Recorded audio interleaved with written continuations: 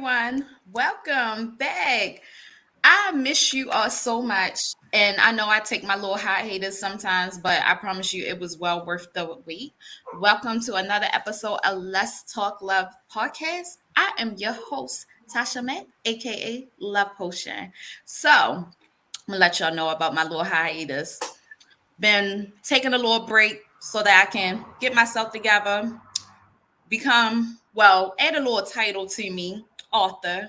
So, been working on this book project with a group of amazing women, y'all. And I'm so excited because the project had finally finished. I can come back and then I can discuss this love journey towards the greatest story never told. So, I am going to be joined by three special guests from that project. Sierra, Safon, and Felicia. I'm so excited about this show today because we're about to spill a little bit of um, background about this project. Not a lot, because I want y'all to wait for the full disclosure. And we're gonna let you know about that as we go on into the show. But let's welcome our guests to Let's Talk Love podcast. Yay! I'm so excited. Hi, everyone. Hi, welcome to Let's Talk Love. So I'm gonna go around and let everyone introduce themselves, let everyone know who y'all are, what you do, all of that good stuff. We can start with Sierra. Okay. Like, which way do you want to start? I know. I was like, I'm looking like, let's go to Sierra. Right. Hello, everybody. My name is Sierra Walker. I am the founder and the CEO of Dana's Daughters Inc., where we specialize in healing trauma holistically. I'm so excited to be back on the show, but this time for a different purpose because I'm also the visionary of this great anthology that's going to be coming out, The Greatest Story Never Told. So stay tuned. Talk about it more. Thank you, Sierra. Let's go to Felicia. Well, good evening, everyone. My name is Felicia Mccoy Legere. I am the CEO of the Real McCoy Services. I am also a co-author in The Greatest Story Never Told, and I'm excited to be here. Thank you. And last but not least, Chefing. Steph. No, I was waiting for you to pop up. Oh, good. Am I popping up? Yeah, there you go. There go your beautiful face. Hi, my name is Chefin Brown, and I work in healthcare, and I speak on various issues of survival, and I am also a co-author of The Greatest Story Never Told. Yes. And I see that Tavia has joined us. Hi, ladies. Hey, Tavia. How you doing? I'm good. We can't see your pretty face. I know. Are you going to introduce yourself? Well, I'm trying. Give me a Okay.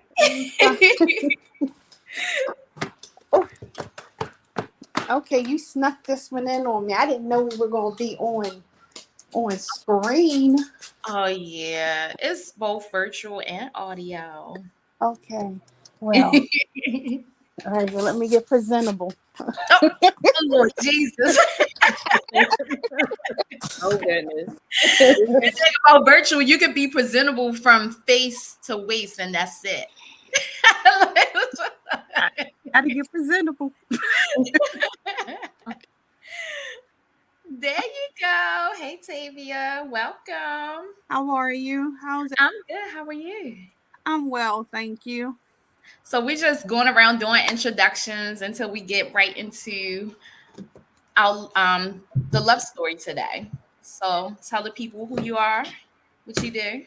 Well, I'm Tavia Green. Nice to meet everyone. Today, I am a substitute teacher for the 5th grade.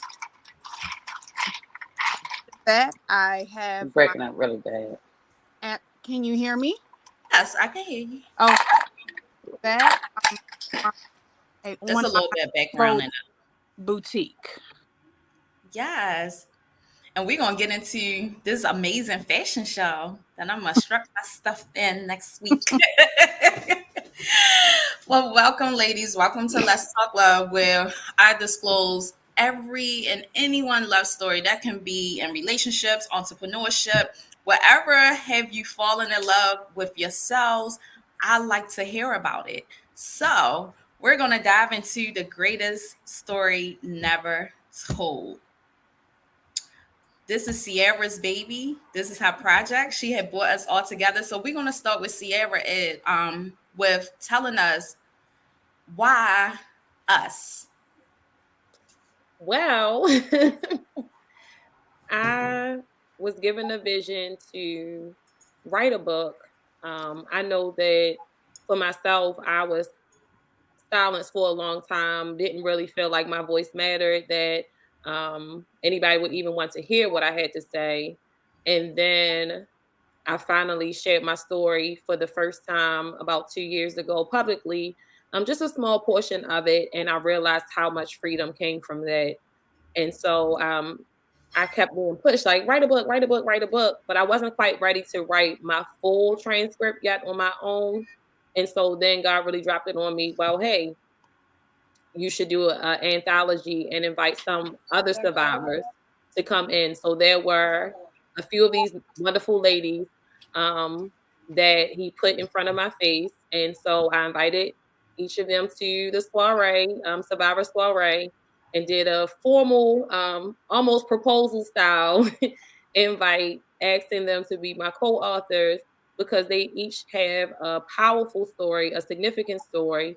Most are not authors yet. I think one is an author now, but just to be able to come out and release that portion in hopes that they will write their own book one day, so you can know their whole story. So that's how the greatest story never told was birthed. Thank you. And I want to keep in mind, Tavia is part of the team, but not in the book. She do a lot of background for us. We're going to discuss the fashion show that we're doing for Domestic Violence Month. This is one of the reasons why I have everyone on today because, as you know, I'm the founder and CEO of Women at a Stand. I created that organization for women that do not have a voice, that they suffer in silence. So we provide advocacy support groups, linkage to different services in the community, all of that good stuff. So this was something that I was truly excited for because as Sierra, I'm like, okay, I want to tell my story, but I wasn't like ready to go full gun with it yet. So when she presented this, I was in the middle of my story. I was like, okay, I can put this on hold and just go full blast with this to see how this go, and then reconvene back to my story to finish it up. So Sierra, thank you so much because this really did like lit something under me. You're welcome. I'm just excited that you all said yes because there'd be no greatest story never told. It would be really, literally the greatest story never told because nobody's story would be in it. So I know before we get into each individual love stories, because I call them love stories, I know was it over the weekend the Luckiest Girl Alive premiere on Netflix, Yeah. which we had a group conversation, a chat about that. So I wanted to bring that to this platform because it was deep. And I think Tavia had said something deep that I was like, whoo, I had to sit back and like, that was powerful. But I know with me, like sitting there watching that movie, and everyone, if y'all have not watched this movie yet, and I wish that Netflix would have announced like trigger warnings for it first because I don't know if any of y'all, but I wasn't expecting that dialogue to go that way. So I don't know. So and I'm like sitting there like watching this, like, wait a minute. This is a whole totally different thing that I thought of. Like I just had another perception of it. So I wish that Netflix would have at least like and there was some type of trigger one, but either way, it was a powerful, powerful, powerful movie. So I just wanted to get your insights about that. And it kind of coincide with us as a group and what we have done over the last couple of months with coming together and creating this story.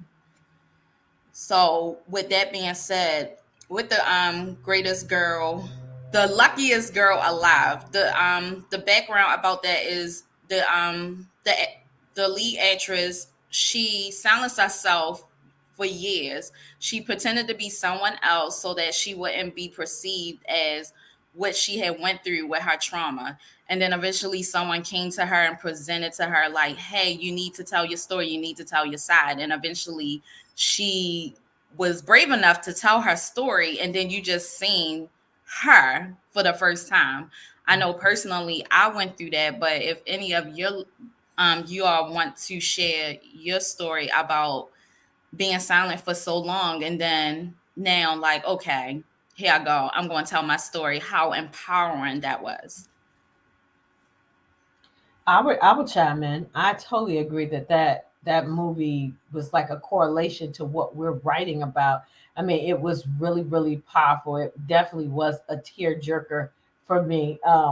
But I enjoyed it because to me it gave confirmation to what we're doing in our book. Almost like God saying, "Yes, it's okay for you to tell your story," which I think was the nuance of it, especially during this time as we prepare, to launch our book.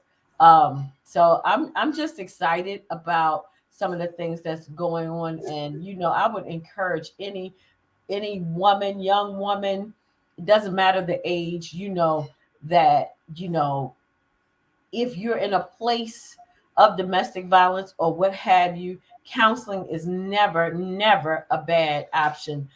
It can only help you get through it, help you, cope through it, find coping mechanisms. And I definitely encourage you to tell your story because I think telling your story releases the power of the story. And when you tell your story, Okay, I think we lost Felicia for and us. Oh, okay. You back? I'm back. Can y'all hear Okay. me? Yes. Yeah. Yeah, so I just encourage women all over the world to tell your story. Someone else needs to hear your story. It may set them free, it may deliver them, and it will deliver us if we just tell it. I have to agree. Sorry if I could chime in for a minute. So for me, the movie it was very powerful. However, it goes to what a lot that I've been saying, that although we're all survivors of domestic violence, there's so many more aspects to it, so many different moving parts, and hers was more on, even though it was domestic violence, it was also domestic violence at the hands of her mother, sexual assault, um, shame, all those components that we all wear daily when we go through any type of trauma such as that. And so I could see myself in just about the whole movie. So the ending, when she finally wrote the story and she got all the feedback from the different women, it just made me feel like, oh yeah, that's what we're gonna do with our book. Tell their stories, and didn't know that there could be a safe space to tell them and free themselves. So I enjoyed the movie. Yes. I myself, the movie was fantastic. If a movie like that can be fantastic, but the plot was unbelievable. When you first watched the movie, or when the movie first started, Hmm. you didn't have an idea that it was going to go the way that it went. That's what made it good. Yeah. Um, but it showed so many facets of what you can go through. Mm. One, if you remember one part, she had a issue with her body. Hmm. Two, she had an issue with her confidence. Three, she wanted to be in the in crowd, or she wanted to be liked. She wanted to be loved. She didn't have the support of her mother. And then as she got older, she was walking around in a fake person, if that makes sense. She was walking around in a body that did not really belong to her because she was so busy living in a life that I guess she thought she wanted or she wished she could have had. And she fought through all of that to finally come out to say, I'm here. I'm being seen. I am a survivor. I have strength. I have this and I can conquer. And to me, one of the best scenes was the end with the lady. When the lady said, I hope you enjoy your 15 seconds or 15 minutes of fame. And then she said what she said to her. And that was very empowering because if you think about it, the way she was at the beginning, she was a total different person at the end. So I don't think she would have responded the same way if she hadn't walked through the fire per se and and came out victorious. Excellent movie, and it just goes to show no matter who or what you're going through, there is an outcome, there is an ending, but you just have to find the strength and the power to walk through it. Even though you may stumble a few times, just get back up and do it again. Nothing is out of reach. Only thing is out of reach is if you don't grab for it. Amen. I mean, I know, like Chiffon said, the movie it was so many parts to it. Like not only domestic violence, it was sexual assault, it was um child abuse, if that makes sense, because of the mom like not even really supporting her. It was like so many things, and I'm sitting there like, oh my god, I went through that, I went through this, I went through that, I went through this. Like I shed some tears. I'm like, this is crazy because it brought back so many feelings that I kind of suppressed over the years of what, Mm-hmm. like that journey, what it was like, how powerful that journey was, and from me getting from there to here right now. And I'm just looking, but even still, like I'm still not sharing all of my story in protection of my children. And at some point I'm like, when do I stop doing that? Because personally, like I've been going through it in the last couple of weeks with my son, who I have with my abuser. And co-parenting is a whole nother Talk about it. It's that's a a whole lot. nother story. Like that's a whole, yeah. Like, and I don't think that I don't think people, and I think that people do need to hear these stories in the aftermath of abuse, because no one really tells everything. And Mhm. me like staying silent about it, I'm like, am I staying silent to protect the other parent or to protect my child now? Because now at the end of the day, my child is an adult and he's fully aware of what's going on. So it's like, okay, that movie really like had me like, okay, maybe I need to like be a little bit more like outspoken about everything now, because it's time, especially when children are involved. So I know I appreciate this platform again for giving me that fire to like start it. um, what was the hardest part of getting to the point of sharing your story? I know for me, Hmm. the hardest part was getting over people. I actually was just at another event earlier, and I was sharing that um, a question came up, was like, well, how are you able just to be able to start talking about it and not be concerned about other people? Because I realized that I was living in a state where I was protecting everybody but myself. So nobody Exactly. protected me. Right. Nobody protected me when I was being abused. Nobody protected me when I was raped. Nobody protected me when I was molested. Nobody protected me when I went through the abuse. I was the one who dealt with that. And once I realized that this is my truth, this is exactly what happened to me. And no matter who's involved, not my mother, not my father, not my siblings, not, the family members of my perpetrators, like none of them were there when I was going through this, and nobody was there to protect me either, nor did they assist me. So why should I now be silent in protection of their feelings? And then I also realized that a lot of times with our families, because that's the biggest hurdle to overcome when you're writing a story, is that you're trying to protect how they feel because they're uncomfortable.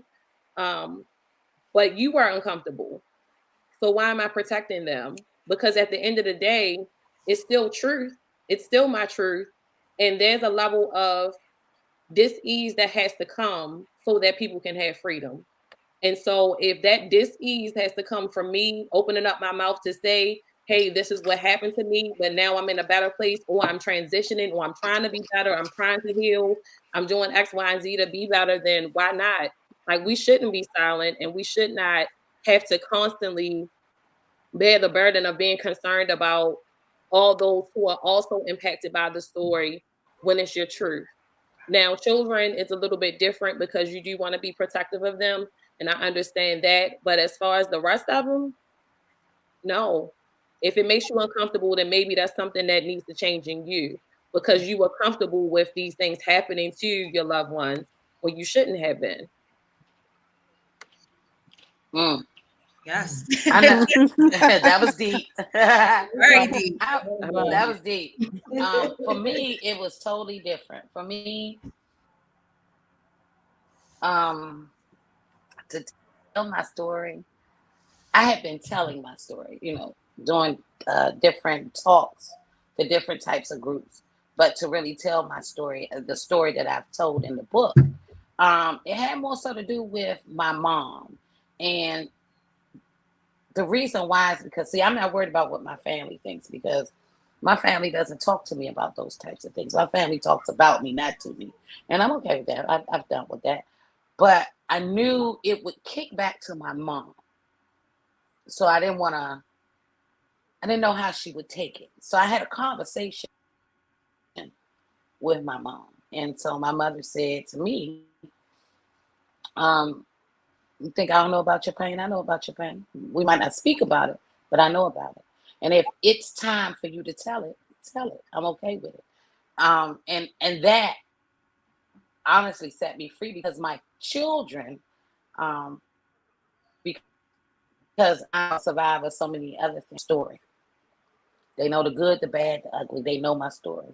I didn't want to hide it from them because I wanted them to know to hopefully stop them from making some of the mistakes that I made. So my children encouraged me to do it. Actually, had been wanting me to do it for years. But my piece was really my mom. And once I spoke to my mom and she was like, okay, then I'm not so, I know what I wrote, and I know there will be people in my family that is uncomfortable with what I wrote. But like Sierra said, that's something they have to deal with. That I've dealt with it. I did the work to heal from it. Many years in therapy. So that's something they have to deal with. And I'm not worried about their uncomfortability. I was uncomfortable for many, many years. So I'm okay with what I wrote. But I know some people will not be okay with it. Yeah, and But it is the truth. Whether they agree with it or not, it is the truth. yeah, my dad always said is your truth, their truth, and then the actual truth. So and I know like I always just stay silent for so long because I was afraid of other people's perceptions of me. That's why I said that I could relate so much to the actress in the movie. And I'm trying to keep this persona of me and at the same time protecting my abuser because he was shown as someone that was the opposite of what I was telling people he was doing. So is I came to give no fucks given. That's how I am. And for the conversation with my son, who would be affected the most, and we had that clear understanding of what I was doing, that gave me the opening, like, okay, you know what? It's time for me to move forward and really tell my story. And it took for me and my son to have this, I don't know, it was like a awakening before he went to college per se, because we was going at it like constantly. And then one day we had this really deep conversation about everything.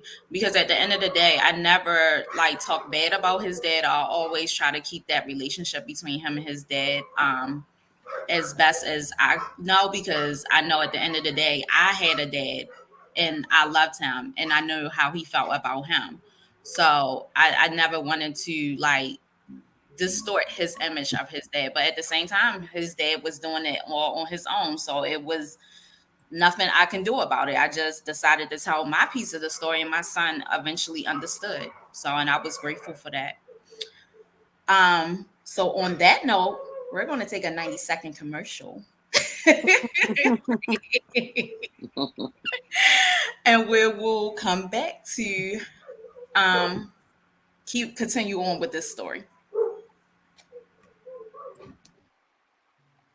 Today's broadcast was brought to you in part by City View Bar and Grill. City View is a family-friendly, casual dining bar and restaurant, providing high-quality food and good old-fashioned friendly service. At City View Bar and Grill, you can live every hour like it's happy hour. The food is mouth-watering, the atmosphere is fun, energetic, and mature. Located at 6700 Security Boulevard in Gwynn Oak, Maryland, a.k.a. Woodlawn, it is the City View Bar and Grill. Stop in today or visit cityviewmd.com. That's cityviewmd.com. The 2022 Baltimore Crown Awards goes down Saturday, November the 19th at the Garage, 6 Lafayette Avenue in Baltimore. This year's celebration is an Emerald Party. There is a dress code. It's emerald green, and that is to celebrate the 16-year anniversary of the Baltimore scene movement. Please come dressed in the theme and the color for a visual unity that reflects the theme for the evening. It's hosted by comedian Desi Alexander. You can cast your votes right now. Visit thebaltimorescene.org. We'll see you Saturday, November the 19th, 2022 for the Baltimore Crown Awards. Looking for food that feeds your soul? Hoodfellas Bistro and Catering is your local African-American owned restaurant offering American cuisine. Located across from the courthouse, we offer daily jury specials to reward civic duty. Enjoy our full-service restaurant and fully stocked bar. Dine in, pick up, delivery, and catering. Our themed happy hours feature live music, handcrafted drinks, and weekly specials. Book your private event at hoodfellowsbistrocatering.com.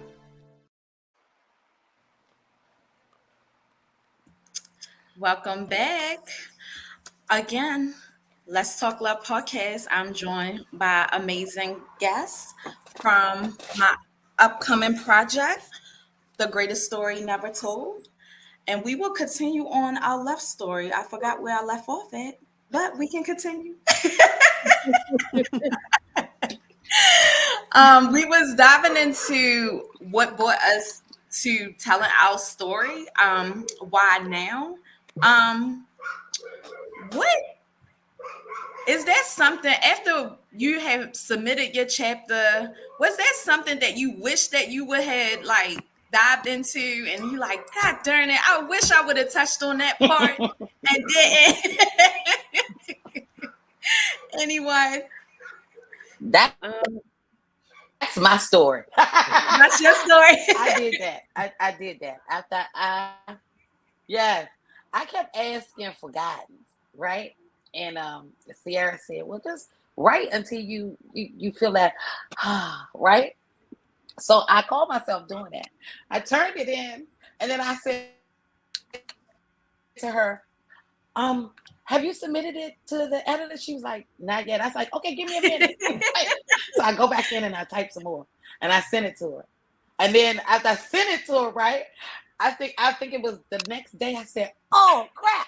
I should have went and put more into what I was talking about, because I talk about my my grandmother in the story, but I never got to the end of our relationship, right? I never, expounded on taking care of her at the end.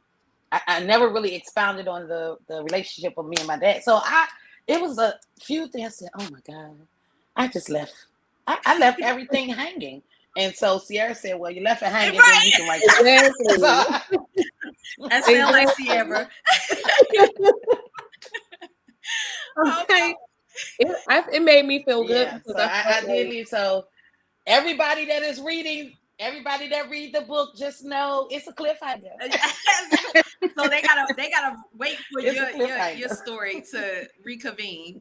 It's to be continued. Yeah, Mhm. Yeah. that's how you leave them. Yeah, That's how you Mhm. leave pretty them. much. But I they're think that all cliffhangers, though. They were all cliffhangers, and that was the point. For you, it was God is so strategic. So it was just enough to be able to start writing to make you want to write more, so that you'll write your own book. I purposely left mines that way. Well, I know I purposely started off my chapter that way so that people can like kind of wonder like, okay, why this girl started it with this and what is this? What is the pieces to this? So I purposely did that. I think I got my inspiration from my brunch this year and what I had spoke about at my brunch. And I'm like, you know what? Let me continue speaking on that topic because it's going to lead to why I spoke on that topic. So I think that from everything that I saw, in full transparency, when I started looking through all of the transcripts, it was very triggering for me, and I had to stop because all of our stories are intertwined in some type of way, which we couldn't have never ever known without having conversations with each other. And because each person decided to dig deep and write on something that they never spoke about, for me, it was just like, wow. And it was overwhelming to see how so many people could have experienced the exact same thing. But it was also a blessing to see how all of us are making it on the other side, whether we are healed completely or not. We're at least in the healing process. And a part of the healing is to be able to do that release through that story. and then you touch on triggers. So I know that for me it was triggering to dive deep into because I wanted something good to add to this project, but also not to spill over into my own project. So with anyone else, was this triggering for y'all? I mean, I know it was for me. I had to take breaks several times. It was definitely triggering for me. Telling the story was like I had to really think about everything that I went through, and it was just triggering just to talk about it, and then to make sure, then think about what I was going to share and how I was going to share it. And then even rereading the edit, I was like, whoo, I got to read this right now. I was like, whoo, I need a minute.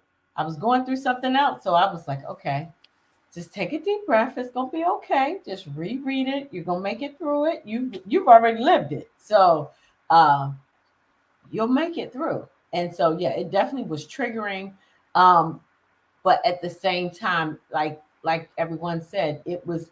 Um, it's definitely when I read my edits, I was thinking I need to add this, and the spirit of God said no.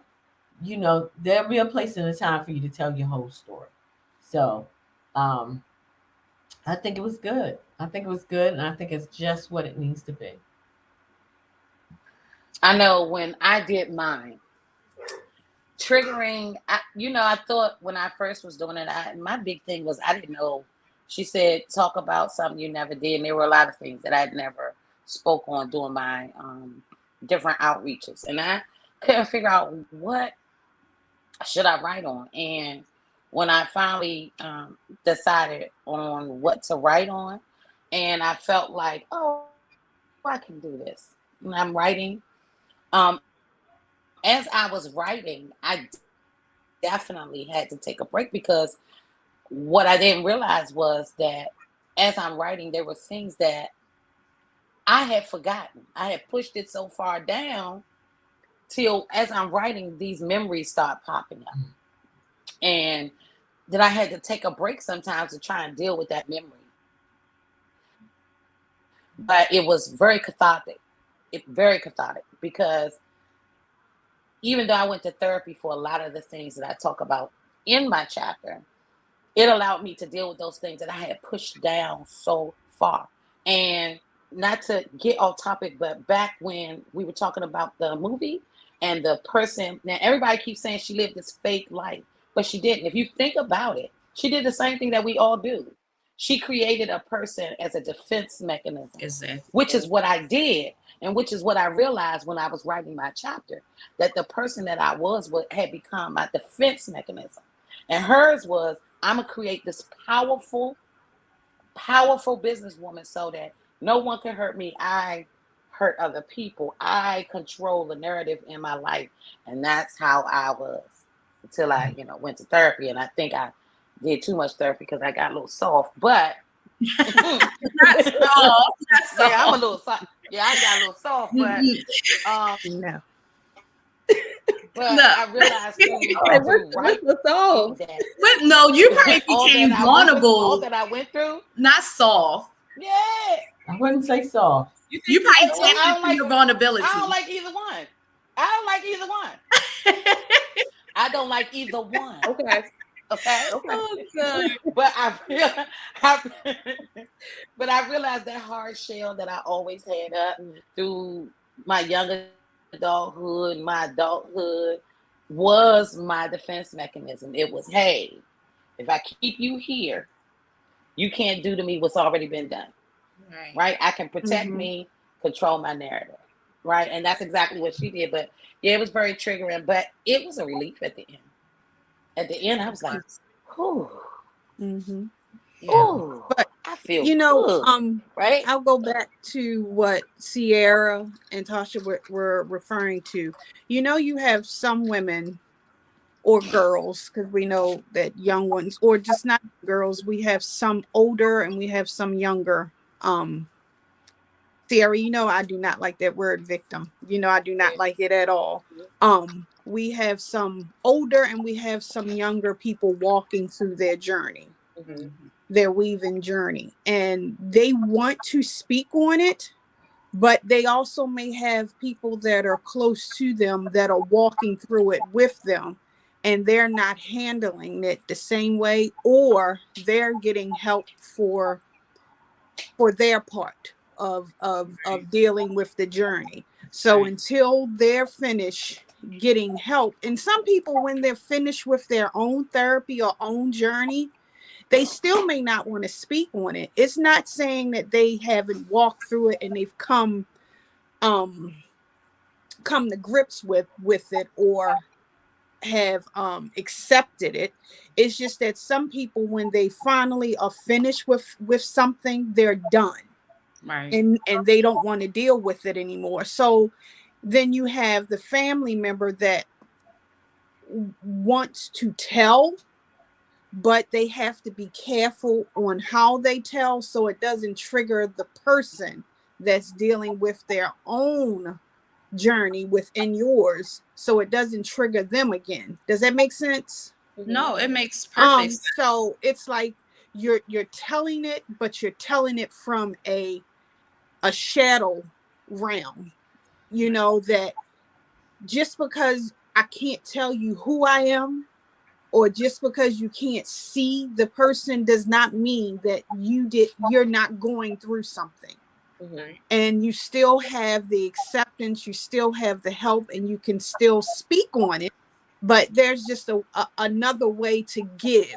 And that's where, I just want people to know that we all can express, we all can speak on our journeys, but everybody's journey is not in the forefront, but you're still there helping, you're still there healing, you're advocate, and you're doing things to say, hey, I'm here, I made it, and I'm gonna do it a way that I still feel as though I'm claiming my victory. I I You're guess I hope I absolutely right. explained that. No, you explained No, it. you did. Yeah, You you did. explained it to the T. I know at my brunch, in my speech, I said I went through 7 years of abuse, and it took me 7 years to speak on it. So I was young too, and at the time, like, and I think that it was more so I didn't know how to speak on it, or why would I speak on it in the first place? You know, back in the day, it's like whatever happened behind closed doors, it happened behind closed doors, and you leave it behind closed doors type thing. So that's how I was always brought up on. I really don't know when the breaking point was for me to start speaking on it. I honestly can't pinpoint it, but I knew that it was time for me to speak on it. And I can say at the time, I wasn't even beginning to heal yet. I think by speaking on it, that's when I started that healing process. That's when I started knowing that, okay, I need to heal from that, because like Safon said, like I had this hard shell up for the longest. Like I was hating everyone. I was a total bitch to everyone. When it came to my relationships, I was horrible.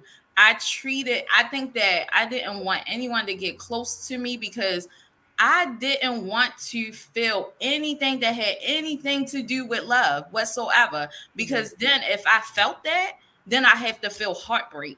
And I didn't want to feel heartbreak. So I just kept that wall up for years. I'm like, I didn't want to feel any of that, like nothing. So I was always the guy in the relationship. That's what my friends always say. Like, I'm the one hurt. I was like, I'm gonna hurt you first before you hurt me. Like, no, we're not. I'm not doing this with you. And I think that it came to the point that years later, I'm like, no, I can't do this. I can't live like this. Like, because I actually had a good man that loved me to death. And I'm like, no, I can't keep on treating him like this. So I'm like, yeah, I have to change. Therapy helped me. Therapy, Doug, I'm like, that's when I laughed when you was like, you became soft, because my friends always said that I was scared of vulnerability. And when I started going to therapy, that's when that vulnerable side came out. And I'm like, wait a minute, what is this? What is going on? I did not want to feel anything. Yeah. Oh, twin, you just need I to don't hush. even like the word. Twin just need to hush. Right? I know, right? I'm a big teddy bear now. Like I don't. Yeah, it's something I got to get used to. But I think what a lot of people don't understand is what we carry as survivors of all types of trauma. They don't understand. Some people, I've heard them say, first of all, you don't look like what you've been through. I don't even know what that's supposed to look like, but okay. Then it's the you like it's over, okay, you can move on, you can get up. People don't understand, not only do we carry the weight of our traumas, we carry our family's feelings, the family's secrets. We worry about co-workers and other peers, and we're trying to help other people be okay with our traumas and be okay with their part they played in it. But the whole time, nobody is wondering, like, is she okay? Exactly. Is she doing okay?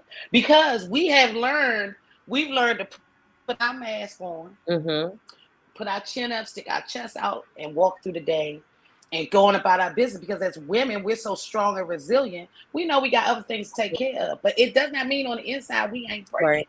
So when we write this about breaking that silence, because everybody grew up with whatever happens in this house, stay in this house. No, whatever happened in this house, if it stay in this house, it's going to kill us. So we keep going, trying to make sure everybody else is okay. And at the same time, we're breaking. The inside of us look like a garbage can. Yeah, but we are what we call a dressed up garbage can until we can start sharing what we need to share. But can I ask a question? And that's when we get to start letting go of that stuff and then not worrying about other people. Sure.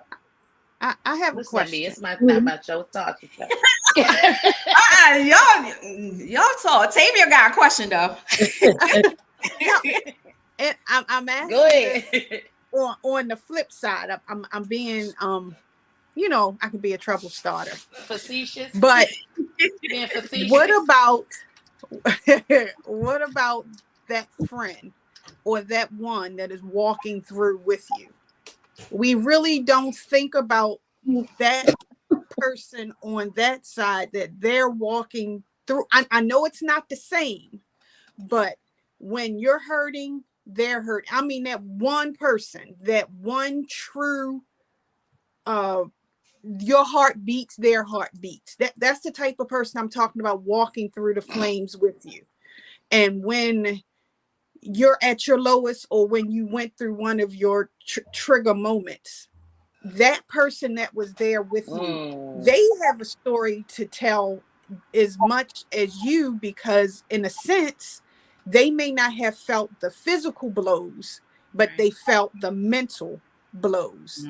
Does that make sense? No. A lot of sense. No, it makes sense. So I was going to say, I'm sorry, I didn't mean to interrupt you. Two things came to my mind. One was one of the things that my therapist said to me is that on your healing journey, that she always used the analogy of the bridge, and that the bridge, of course, is wide enough to hold enough space for everybody to go. Well, once you get to a certain point, you'll start seeing people fall off. Some people get tired because you get tired as the journey goes on, and you may look that when you finally arrive at the end of this bridge, that you're the only one that's left. And so that's just the reality of it. If we are always concerned about, like, of course, you're not invalidating the person who was walking with you and going through it with you, through that process, what their feelings are. But at the end of the day, you are the one, it's still an individual thing. And so you are the one who experienced that, and you have a right to own your truth and speak your truth. If that means writing it down, if it means going on a public forum, speaking, coming on a podcast, you can. In full transparency, my mother, you know, you all know that she passed away last year, but, you know, our relationship wasn't always the greatest. And so once we finally got back together, many years later, like, it's funny. God has a sense of humor, clearly, because I became a minister, which is hilarious to me. It was, at least at one point in time. And then my mother joined my church 3 years before she passed away, and she was in my discipleship class. And so inside of this discipleship class, I was a teacher, right? And so a lot of things that we had to discuss got very deep, very personal, and I'm just a transparent person, like, because I understand that we are overcome by the power of our testimony. Like, somebody has to hear what it is that you went through so they can understand that they're not by themselves. It's so empowering, just like we saw on The Luckiest Woman or Luckiest Girl Alive. But it was this one particular day that we were talking, and some really deep things came out, and my mother was furious to the point that she wanted to fight me, like, in the parking lot. She wanted to fight me.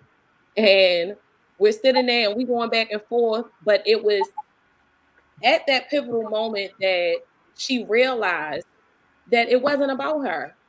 And that by her always wanting to protect herself, and it was keeping me silent and keeping me in bondage too. And so that reality really changed the trajectory of even her life, her final years, and giving me the freedom to be able to walk in it fully, to be able to share my story for the first time 2 years ago at one of our events. And then also for her to finally be accepting of the part. I'm like, me sharing that you did X, Y, and Z does not mean that I'm saying you're a bad person or that it's all your fault. It's just a part of my story. And that's just the fact. And so, you know, you just have to make a decision about what you need to do for you. And it's okay. I understand a level of protection for people, but if the protection is hurting you and keeping you in bondage, then now we have a problem, because we're repeating the same things we were doing in those traumatic situations, always protecting another person when you're not the one being protected. Exactly. Those secrets is what kill us. Exactly. They kill us. You know, when you're so worried about how when you're so worried about, when I say kill, I don't always mean physical, because you know some people choose that route, but you know, it harms, it affects your relationships across the board with it. personal, professional, your children, your family. It affects all that. If you have to think about it like this. When we went through what we went through, and I mean, I'm not talking about just domestic violence. When these traumas, mine span from child abuse, molestation, all the way up to rape, right? So when you go through these things, it's already taboo in the community. So you already feel so much shame that you're quiet, right? And no one ever asks you, do you want to talk about it? Are you okay? Right? They, people close to you pray that you move past it because it's uncomfortable. It's uncomfortable to talk about. It's uncomfortable to keep going through. So they even though they're there trying to be supportive, they pray that you move on past it and we don't have to keep talking about it. But your subconscious can only hold so much. Your body can only hold so much. And so when it's time to spill, it's time to spill, whether that be, like Sierra said, through writing, speaking, therapy, whatever. When it's time to come, it's time to come. And unfortunately, you can't always worry about how this one's going to take it, that one's going to take it. I mean, if we go on something like this and we speaking, and if you're speaking specifically about something or someone, then I can understand asking them, hey, this is what I'm going to do. Are you okay with it? But when it comes to your healing, you have to be selfish or you can't heal. You have to be selfish in whatever road that you take to be healed, or you can't.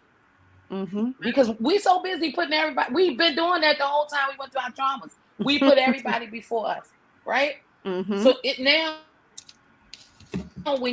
it's time for you to think about you and just be selfish in it so that you can get better.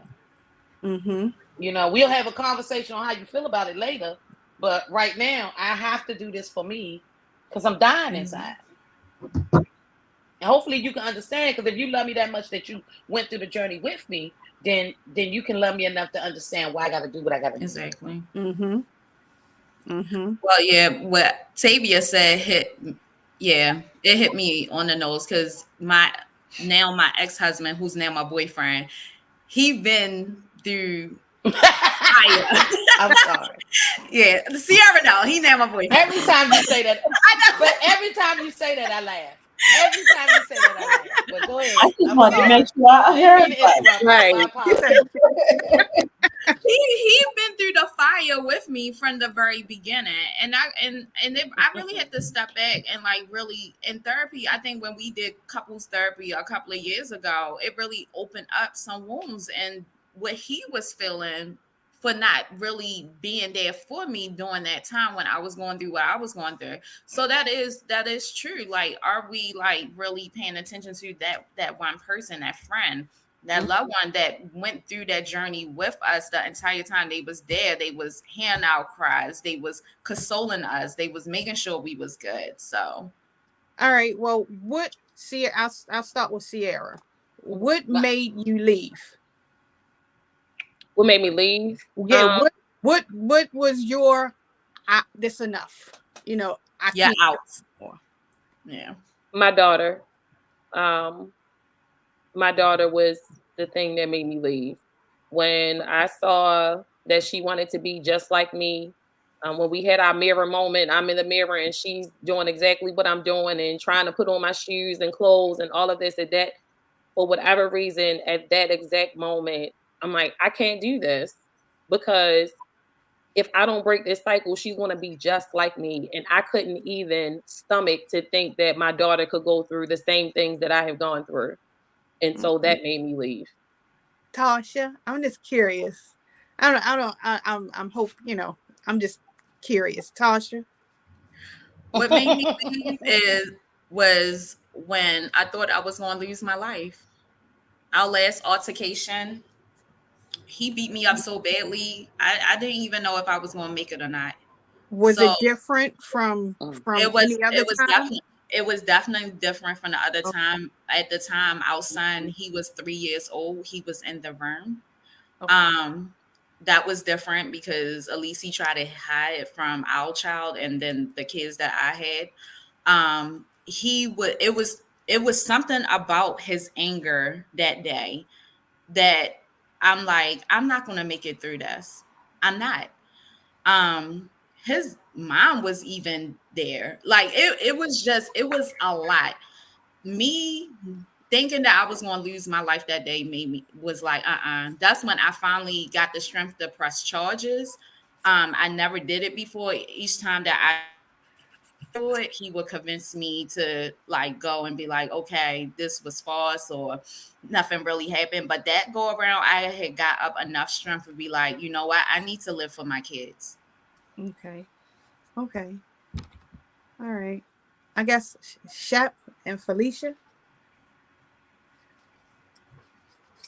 I let Felicia go. Okay. Well, I have more than one instance where I had to leave. Um, but if I had to think about what gave me the strength to leave, it was God. Just because I knew I deserved more, I deserved better. I didn't feel like it didn't, I knew this wasn't the end all. And I'm the type of person that I'm a fighter. So if you hit me, I'm gonna fight back. If you do this, I'm a react. And I'm not one to just sit and just say, "Oh, you hit me, okay." You cuss me out, okay. I'm gonna cuss back. And so I know that it will just propel something worse. And I knew that God had more than what I was facing at the time. And then even in my second ship, my marriage, I knew my children were watching. And I knew, talking to some of my friends, like, um, they were saying, if you're staying for the kids, they can see the pain you're going through. And do you want them to reciprocate um, what they see? And that made me leave. And then my last relationship, where I was in a domestic violence situation, it was more mental, emotional than physical, the last two relationships. Um so um I knew I had to leave because I knew I had a greater purpose, and I didn't see that person being my husband. I knew that that person didn't want to do the work. And I knew I had more in me, and I didn't deserve that. And I think even allowing myself to be in those situations, I have to own that I wasn't waiting on God. I made some choices that wasn't God. It was Felicia, wasn't God. And and I needed to leave because I knew God had more in me. My life is connected not only to my children but other people's children. I'm a school teacher, and so many different things. So I had to leave because how can I tell a young woman? How can I mentor and encourage young women on their self-esteem? And I'm in this situation. I was like, that don't go together. I had to make some changes. Well, So I just want to commend Tasha and Sierra first and foremost. Y'all ladies are really setting the precedent, and you're breaking grounds, and you're allowing women or victims. Ooh, they go that word. You said it. Survivors and thrivers. Victims to survivors. And I really don't like saying victims to survivors, but your walk into your survivalhood. I'll say it that way. Y'all are really laying the groundwork. I didn't forget you, Chef, but y'all are really laying the groundwork. And I just want to commend you and just say thank you for everybody out there that may want to and or not ready to, or they're looking for a place to hear something to give them the courage to. So I commend you both for setting like your podcast and your ministry, Sierra, your organization. Y'all ladies really rock. This is what you talk about: beast mode and beast girls and beast ladies and divas and black girl magic and all the above. And it goes beyond color and stuff like that, but you know what I'm saying is you need this type of platform for this specific reason. Absolutely. Yeah. Yeah, And you did. Chiffon, Any last? well, I just wanted to answer her question. She Okay. said, "What what made leave?" And two things made me leave. The first thing was I was no longer scared to kill him, and that's real. That's real talk. Like, you know how you're getting beaten, you like, oh my God, Right. I should kill him, boy. I want to hurt him, but it had got to the point where I was no longer afraid of the police. I wasn't afraid of going to jail. I knew my kids would be straight, and I was plotting. I want to kill you. That scared me. The second thing was my son. My son threatened to leave me. My son had, I wanted to leave, but I didn't have the courage. My son was braver than me. He told me, we either have to leave. And his exact words, he was 9 years old. We have to leave. I can't live like this anymore. I've already talked to grandma. So if you don't leave with me, she said, I can come. And me being a mommy, what do you mean? What do you mean? Like my son wasn't there the whole time, witnessing everything that I was going through. And my son is very, very intelligent. And he was intelligent enough to sit this grown woman down and tell me that he loved me. I deserve better than this. He told me I deserve somebody to love me like he loved me. Aww. And that the person I was with was too evil and too mean. And he said, Mommy, we need to leave because you don't smile no more. When my son did that, it broke me down, and I immediately started taking the steps in order to leave the situation. Because anybody know me that I can't just up and do everything I do has to be organized, coordinated. You ladies tease me for it all the time. And so it's okay. I had to start. It's okay. Creating and making the steps in order for me to leave because I knew. Yeah, because I knew when I left, I ain't coming back. So I had to make sure when I leave right because I'm not coming back. And that's what I did. I left. I wish I could say that when I left, it was over because it wasn't. Some people don't realize no means no. And so, but that is what got me out. And I'm grateful to my son to this day. We have a very special bond because he's the oldest. So he's seen the most. He's seen a lot of my stuff, not only just domestic violence. He's seen my substance abuse. He's seen attacks against me. Mental health issues. So I'm just grateful that my children, through all the things that we both walked through together, see me. They don't see what I've been through. They don't see all the hell we went through as a family. They see me. They see Mom. They see the real me, and they accept me for me. They accept all the flaws. They don't hold it over my head. We have a very loving relationship, and I think it is the relationship I have with my children that allows me to do what I'm doing now. I can be honest, because as long as my kids straight, I'm straight. I don't worry about nobody else. My kids, they allow me to be me, so I'm good. Tavia, I think that was a great way to end the show. I mean, you had us all diving deep. I want everyone to go around, tell viewers how they can find you, what you got coming up, because I know Sierra got all this bunch of stuff coming up for the rest of the month. I know that I'm a model in a fashion show, so we're gonna have Tavia talk about that. So just go around and tell everyone where you can be found and what's going on this month. All right, so just to make it simple, right? Because you got a lot. On Instagram, I am Sierra Walker. You can find me on Instagram also at Dana's_daughters_.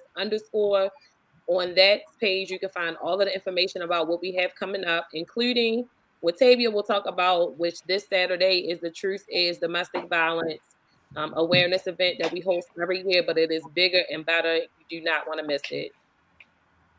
Thank you, Sierra. Shafar, don't be looking like that. Okay. So you can find me on Instagram at hashtag Saida SYEETA Brown. I am have another radio show interview that I'm doing on the 24th. If you go to my Yes. Instagram, all the details will be there. We'll talk more in depth about the upcoming book release. Um, and of course, I'll be at the event October the 22nd. I really do a lot of work under Dana's daughters. And so, Yes. yeah, I've taken the leap and become a daughter. And Yes, I so, love it. yeah, you'll find me there. That's right. We So that's where you recruiting. can find me. Yes. Yeah, I've become a daughter of Dana. With your daughter. Yes. Come on in. Oh, Felicia. Yes, you can find me on Instagram at The Real McCoy Services, or you can find me on Facebook at Felicia McCoy Legere, or at The Real McCoy Coaching, Doula, Herbs, and Training Services. I am a speaker, a coach, an educator, and so much more. You can also text and call my business line at 410-304-7070. I'm an author. So this That book piece of is my third book that's coming out. I recently dropped a second book, and a fourth book will be out before Christmas. So, Oh, that's right. um, I gotta get up God. there with you, Felicia. Go. so check me out, reach out if you have any questions. I would love to speak at your next event. And just talk to you about all the different things I got going on. If you're interested, look at my Facebook page. I'm always posting something.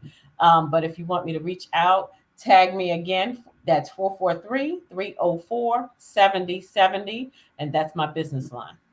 Thank you, Felicia. And Tavia. Okay, Yes, Felicia. Felicia. Now I gotta catch up with Felicia now. All right. You can find me on Instagram under Simply Tavia's Boutique. You can find me on Facebook under Simply Tavia's Boutique.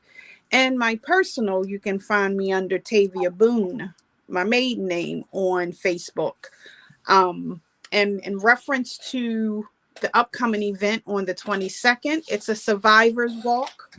The ladies will be showcasing their survival, their warrior spirit, um their strength, and they'll be stomping into I guess their mode. They'll be showing themselves as a warrior. My whole thing with my boutique is to dress you from the inside out. I think beauty is a reflection from your inside. I'm not the visual part will reflect if your inside is intact. If your inside is not intact, then your outside means nothing. I teach you how to shop with a budget. You don't always have to go to the name brand stores to look like you have name brand money. You sure don't. I teach you how to redo your closet and all the above. So you can find me on that. And also, if you just need an ear, if you need a shoulder, if you need someone to be there for you, I'm just a click away and you can reach out to me. Thank you, Tavia. And of course, I am Love Potion. You can find me on IG, Love Potion 2.0. You can find me Let's Talk Love Podcast. You can find me on Facebook, Love Potion 2.0. I also have a support group called Women at a Stand. So all y'all ladies can become women at a stand in my group. I haven't been really active this year because I've been trying to be active in everyone else organization. So usually I do brunches around the holidays, do Thanksgiving dinners, baskets for families in need. We adopt families on Christmas. I'm starting a thrift store. I've been doing it, but I think I'm gonna do it even larger. I always get a bunch of donations. I shop like crazy. If y'all follow me, y'all know I love clothes, but then I don't like keeping the clothes, so I donate them. So I'm getting ready to start some type of thrift store for women and children as well. So I want to thank you all of y'all again for joining me today. This was an amazing show. I promise y'all I'm staying still at least until Christmas. So I'm gonna try to. No, you're not. Yes, No, you're not. I am. I'm No, you're home. not. Okay. I'm home. I do want to say one other thing really Yes. quick. I am in the process of creating a CEU Okay. for abuse, which is a continuing education unit Yeah. for the American Case Management I Association. love it. So I am Yeah. trying to do that, and I will be looking to a couple of you ladies to help when it comes Well, time I to always present need it. CEUs, honey. So use me. I need them now. So yes, I'm I excited. definitely will. I definitely Well, thank will. you all so much.